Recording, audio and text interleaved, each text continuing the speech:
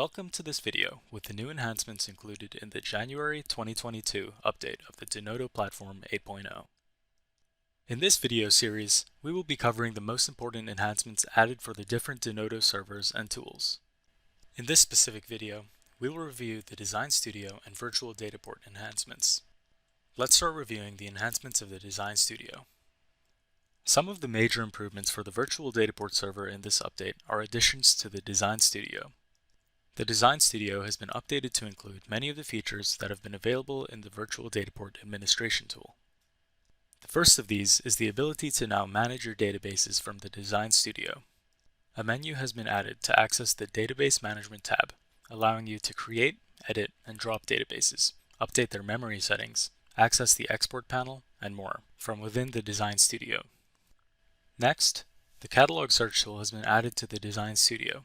The catalog search page is where you search in the metadata, not the data, of the data catalog. That is, searching in the categories and tags of the data catalog, and searching in the metadata of views and web services of the Virtual Dataport. For example, the name of fields, their descriptions, and so on. In order for this feature to work, the metadata of the data catalog needs to be synced with that of the Virtual Dataport. As has been available in the Virtual Dataport administration tool, users can manage statistics for their views by clicking Tools, Query Optimizations, Manage Statistics. This option has now been added to the Design Studio as well. This tool allows you to easily choose multiple views at once to simultaneously gather, enable, or disable their statistics. Furthermore, what else was added that was previously only available in the Virtual Dataport administration tool is the wizard to create SOAP web services. You can now create and deploy SOAP web services in the Design Studio with this wizard, which is equivalent to that available in the Virtual Dataport administration tool. There are many other features that have been added to the Design Studio with this update, such as a new server configuration panel, access to the metadata database configuration, access to the resource manager panel, and access to the VCS management configuration. Let's see these new capabilities in this demo. Let's open the Design Studio and take a look at the new server configuration panel. This can be accessed by going to the menu, Administration, Server Configuration. The Server Configuration tab opens the configuration settings for the Virtual Dataport server. For example, here you can enable or disable the cache and alter its settings, update the security settings such as for LDAP, Kerberos, SAML, and OAuth authentication. You can configure the execution engine, that is, update the concurrency, memory, threads pool, and query optimizer settings. And you can also alter other server settings, such as the server's internationalization settings, identifiers charset, server connectivity settings, and much more. Now let's look at the Metadata Database Configuration panel by going to the menu Administration, Metadata Database Configuration. In this window, you can choose to change the metadata database of the Virtual Dataport server, which by default is the embedded Derby server. Click on the Database Adapter drop-down menu to choose the correct driver for the external database which you want to configure. After choosing one, for example, Oracle 19c, the Connection Pool Configuration and Driver Properties menus will be available to configure. Now let's look at the Resource Manager panel by going to the menu Administration, Resource Manager. With this window, you can now enable and disable the Resource Manager, create and edit plans and their restrictions, and create and edit rules as well. Finally, let's take a look at the VCS Management panel by going to the menu Administration, VCS Management. With this window, you can now enable and disable the version control, choose your VCS system such as Git, Microsoft TFS, or Subversion, and connect to a repository. Once connected, you may configure the environments and databases which you wish to use VCS with in their respective tabs. Overall, these are just some of the administrative functions that have been brought over into the Design Studio from the Virtual Dataport administration tool. Some other enhancements have been added to the Design Studio to allow easier editing of server objects from the web tool, such as the VQL of derived views and summaries. Let's see these new capabilities in this demo. After opening the Design Studio, let's first take a look at the Edit VQL feature. To use this feature, open any derived view from the Server Explorer tab. Go to the VQL tab, and in the top right corner, you will see that there is now an Edit button available. After clicking on this, a text editor appears, allowing you to manually make any modifications to your derived views by updating their code. Note that the edit feature is only available for derived views and not for base views. What else was added to this update for the Design Studio is the capability to easily create and edit summary views. With summary views, users can store the results of queries on a table of an external database with the purpose of providing smart query acceleration when executing other queries. Now we can see that when we create a new server object, summary view is an option, showing a user interface to easily create a new summary view, instead of needing to create one by using the VQL function createSummaryView.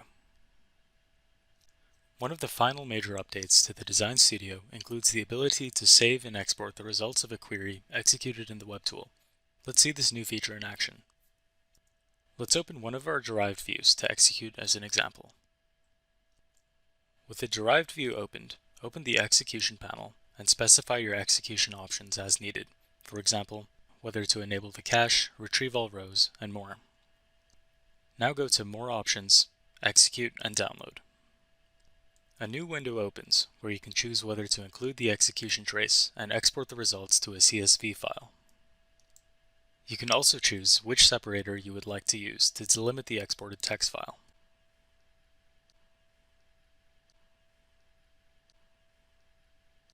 Now let us discuss some further changes to the Virtual Dataport server.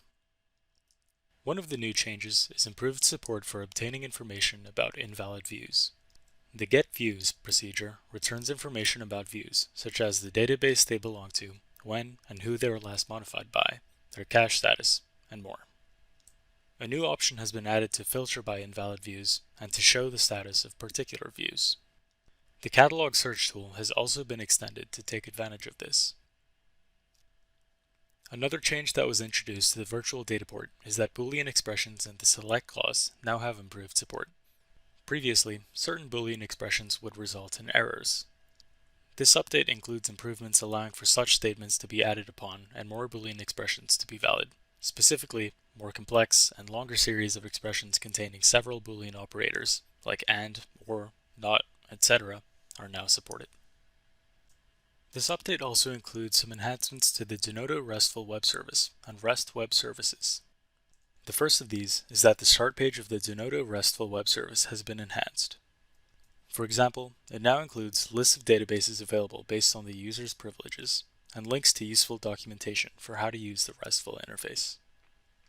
Secondly, in the VDP administration tool, in the summary of REST Web Services, there is now a link to the OpenAPI viewer, next to the existing links to download the API documents.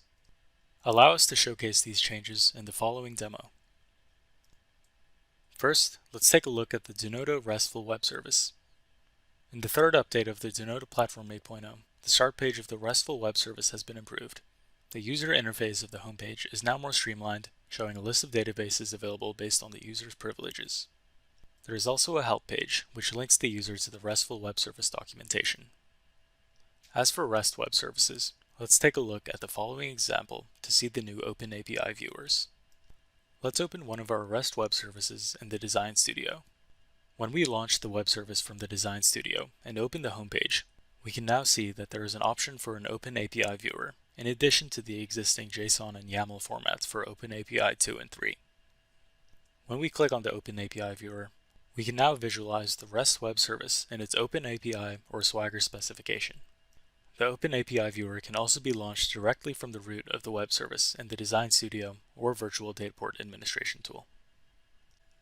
The new Denodo platform update also brings more support for data sources. One of these is Sybase IQ. Previously, this could only be connected with via the generic JDBC driver. It is now supported as an individual data source. With the integration of Sybase IQ as a dedicated data source, it is now possible to take advantage of more of their advanced capabilities and enjoy greater optimizations with the native driver. Another improvement to data sources is support has been added to sources using SFTP data routes. Specifically, you can now authenticate into these data sources using a private public key pair instead of just sending the username and password. This is similar to how it is available in WinSCP. Another addition is data sources using HDFS routes have also been updated. Now, when reading files from a source using HDFS, data can be directly read from files in formats such as Excel, JSON, delimited files, and XML. Next, another important change for data sources is that support has been added for parameterized views from SAP HANA. Previously, such views could only be created if they were made with the Create Base View from Query option. With the update, you can now create base views over SAP HANA sources that use parameterized views. The January update also includes improvements to query optimization for the data sources using Impala using Kudu and Azure Synapse. For these data sources, support for incremental loads has been added. That is, the VDP server can insert new rows and update the rows that already exist if the column values have also been changed. This is also known as upsert. Another improvement for query optimization is now, when a query includes a filter on a view parameter, group by pushdown optimizations are allowed. Regarding security changes, the new update now supports LDAP when OAuth authentication is used. That is, it is possible to specify that roles of a user are retrieved from an LDAP server, using the global server LDAP configuration or a specific one, in the same way that you can do this with SAML authentication. Support has also been added for tag-based security policies. That is, the ability to apply tags to different fields, and then apply global policies to all queries accessing data from those fields. So, for example, once a field has been tagged, the permissions of roles can be customized to determine how such tags are represented to those users. For example, the data can be obscured or completely redacted. Hence, users with different roles can view the data of the same field differently, depending on its tag. Another security change in this update includes added support for custom masking expressions. Allow us to discuss and showcase this change in the following demo.